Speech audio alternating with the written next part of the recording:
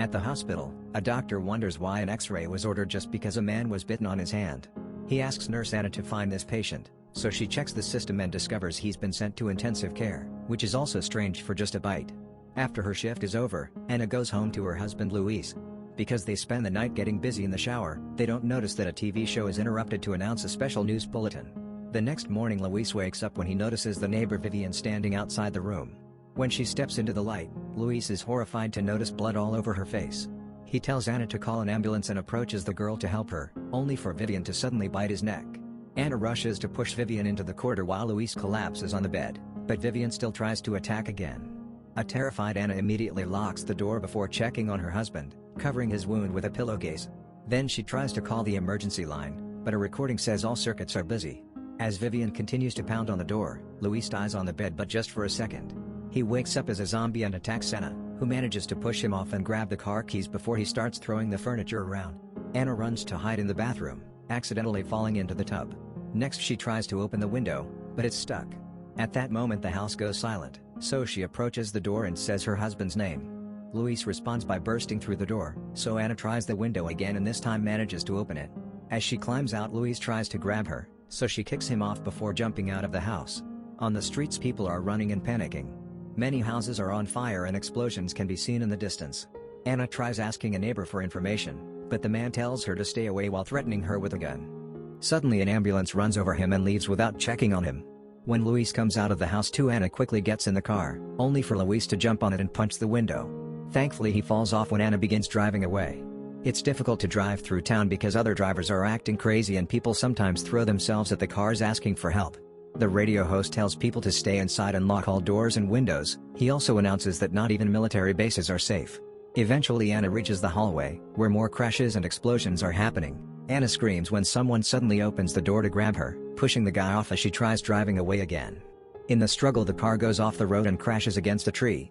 As the zombie apocalypse takes over the world, authorities try to talk to the press, but they have no idea how it happened or how to cure it.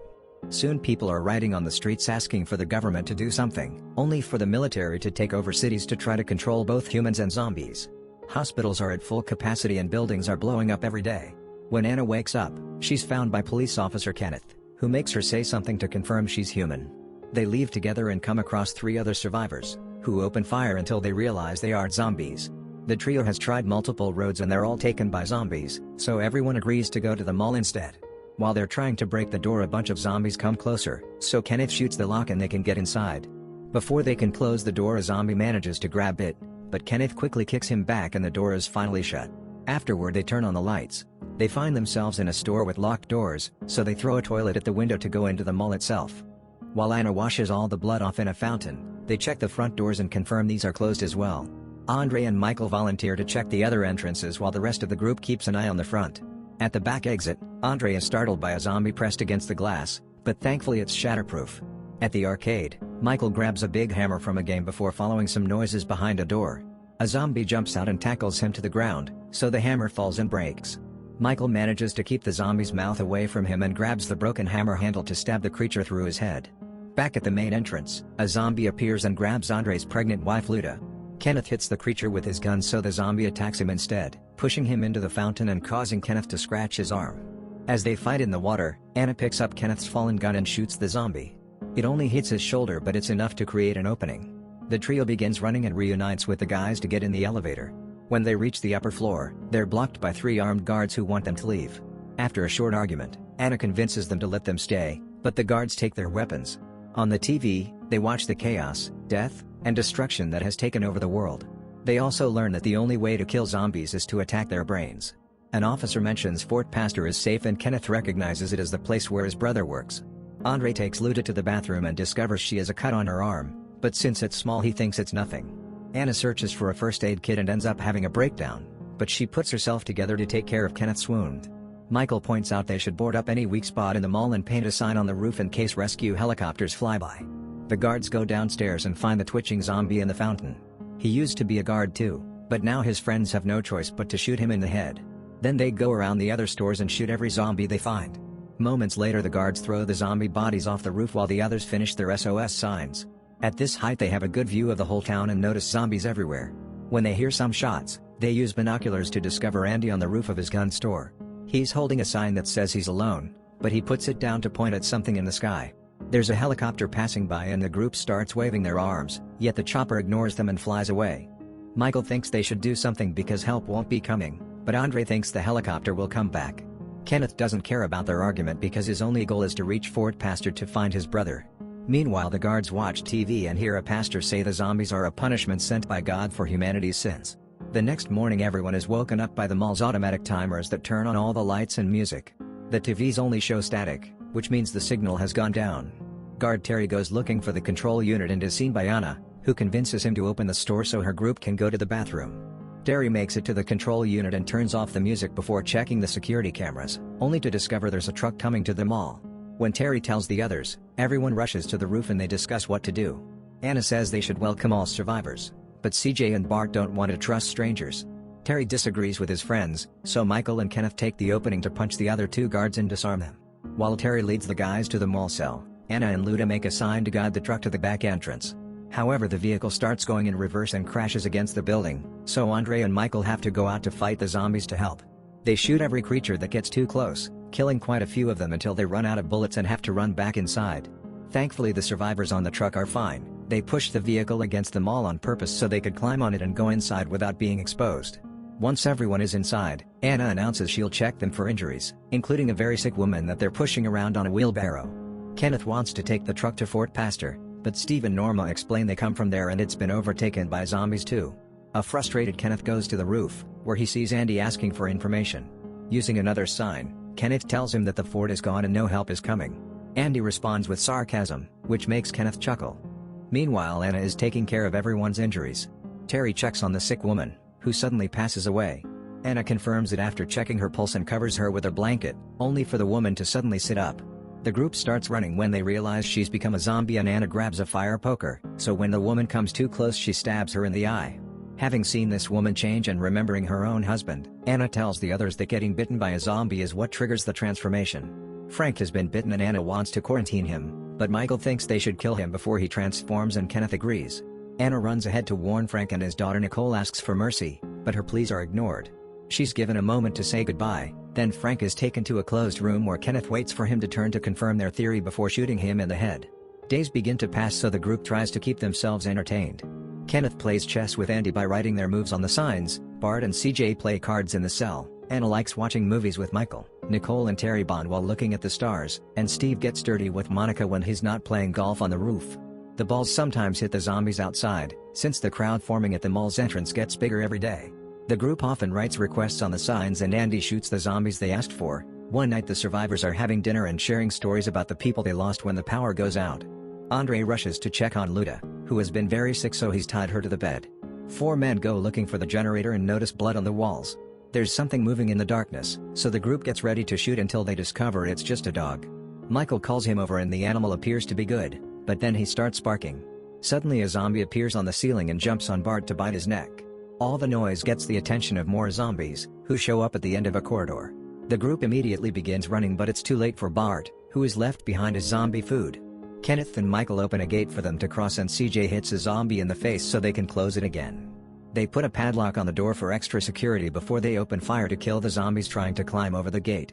There aren't many bullets left and when a zombie falls, he brings part of the gate down with him. Michael finds a fuel pump so he pours gas all over the zombies and CJ throws a lighter, causing a big explosion that burns all the creatures to death.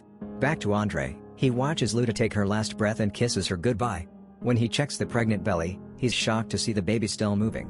However, he has to step back when Luda wakes up as a zombie. Moving carefully, Andre grabs a belt and puts it around Luda's mouth to keep her from biting while she's giving birth. At the same time, Norma realizes she hasn't seen Luda in a while and comes to check on her, only to find Andre with a baby in his arms and Luda growling in the bed. Norma immediately opens fire to kill Luda and a furious Andre shoots back. Since Norma keeps on firing, they end up killing each other. The rest of the group hears the gunshots and runs into the room to hear Norma's last words. Terry wants to shoot her, but Hannah assures him she died of the gunshot and won't transform. Then they check on the baby and discover she's a tiny zombie, so they have no choice but to kill her. After moving the bodies and fixing the generator, Kenneth tells the group that waiting to die is actually worse than death itself, and Anna says she doesn't want to die there. Michael mentions he saw 2 buses in the garage, so they could try reinforcing them to escape. Steve makes a joke about sailing on his boat, but the group realizes that leaving for the nearest island is a good idea. Soon everyone is using all the tools they can find around the mall to reinforce the buses, spending most of their time working hard. When they catch a break, Anna and Michael have their first time together. Kenneth tells him about the plan using signs and Andy responds with hungry, causing Kenneth to notice how much weight he lost. The group still needs time to finish the buses, so they must find a way to send Andy food or he won't make it to escape day. Remembering that the dog had been fine during the attack, they decide to send him out with some supplies and a radio.